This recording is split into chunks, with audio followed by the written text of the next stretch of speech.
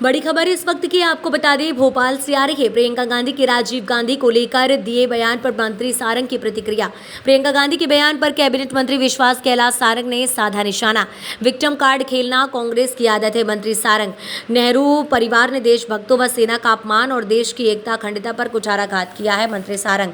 प्रियंका गांधी केवल चुनाव के समय विक्टिम कार्ड खेलती है, जो अब नहीं चलेगा, मंत्री सारंग। राहुल गांधी की रायबरेली से चुनाव लड़ने पर मंत्री सारंग की प्रतिक्रिया। अमेठी की सीट राजीव गांधी थी, राहुल ने अपने पिता की सीट बर्बाद कर दी थी, मंत्री सारंग। रायबरेली की सीट सोनिया गांधी की सीट, राहुल यहां भी हार कर सीट बर्बाद कर ही लौटेंगे, मंत्री सारंग। राहुल गांधी अपना राजनीतिक अस्तित्व खो चुके हैं, वो जहां भी चुनाव लड़ेंगे उन्हें हार ही मिलेगी, मंत्री सारंग। प्रदेश कांग्रेस अध्यक्ष जीतू पटवारी पर एफआईआर दर्ज होने पर मंत्री सारंग का बयान। महिलाओं का अपमान करना कांग्रेस की संस्कृति है, मंत्री सारंग। कांग्रेस नेता महिलाओं का हर समय अपमान करते आए हैं, मंत्री सारंग। इमरती देवी पर जीतू पटवारी की टिप्पणी बेहद शर्मनाक है, मंत्री सारंग।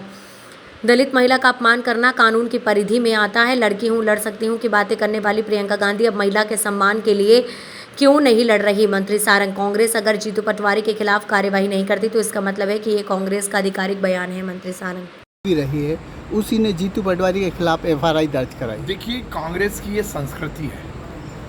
कांग्रेस के नेता हर समय महिलाओं का, महिला शक्ति का अपमान करते आए हैं, चाहे वो कमलनाथ हो, चाहे वो दिग्विजय सिंह हो, मणिशंकर अय्यर हो, खड़गे जी हो या कांग्रेस के और कोई बड़े नेता हो। उन्होंने हर समय महिलाओं का अपमान किया, और केवल महिलाओं का अपमान नहीं किया, महिलाओं पर प्रताड़ना भी की है। चाहे नैना साहनी हत्याकांड हो या फिर सरला मिश्रा हत्याकांड हो, हर समय महिलाओं को अपमानित करना, महिलाओं को प्रताड़ित करना, ये कांग्रेस की संस्कृति है। और जिस प्रकार से जीतू पटवारी जी ने इमरती देवी पर जो टिप्पणी की है, वो बहुत ही शर्मनाक है। इमरती देवी केवल महिला नहीं, एक दलित महिला है। दलित का इस तरह से अपमान करना निश्चित रूप से ये कानून की परिधि में आता है।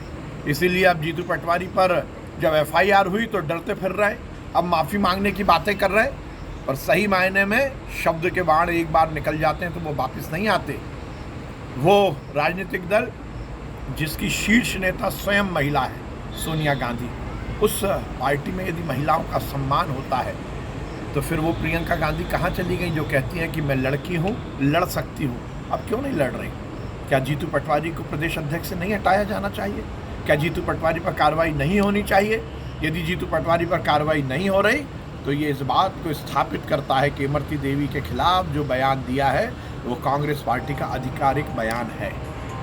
अब देखिए, डरो मत भगो मत, जहाँ जहाँ पैर पड़े संतन के ताता बंटा ढार। अमेठी की सीट राजीव गांधी की सीट थी, पिताजी की सीट तो राहुल गांधी ने बर्बाद कर दी। रायबरेली की सीट उनकी मम्मी की है। पक्की बात है कि राहुल गांधी मम्मी की सीट भी बर्बाद करके ही, हार कर ही यहाँ से लौटेंगे। 55 साल की उम्र में कोई व्यक्ति इस तरह मम्मी की गोदी में बैठकर राजनीति करने की कोशिश करता है, ये शर्मनाक है। मुझे लगता है राहुल गांधी को समझना चाहिए कि वो अपनी राजनीतिक अस्तित्व को पूरी तरह खो चुके हैं। वो कहीं से भी लड़ेंगे, उनको हार ही मिलेगी। प्रियंका गांधी का खेलना कांग्रेस की आदत है, हर समय विक्टिम कार्ड खेलते हैं। इस देश का बेड़ा गर्क करने वाले नेहरू परिवार ने आज़ादी के बाद इस देश का केवल और केवल अपमान किया है, देशभक्तों का अपमान किया है, सेना का अपमान किया है, इस देश की एकता अखंडता पर कुठाराघात किया है। प्रियंका जी चुनाव के वक्त इस तरह की बातें करती हैं, ये विक्टिम कार्ड अब इस देश में नहीं चलने वाला।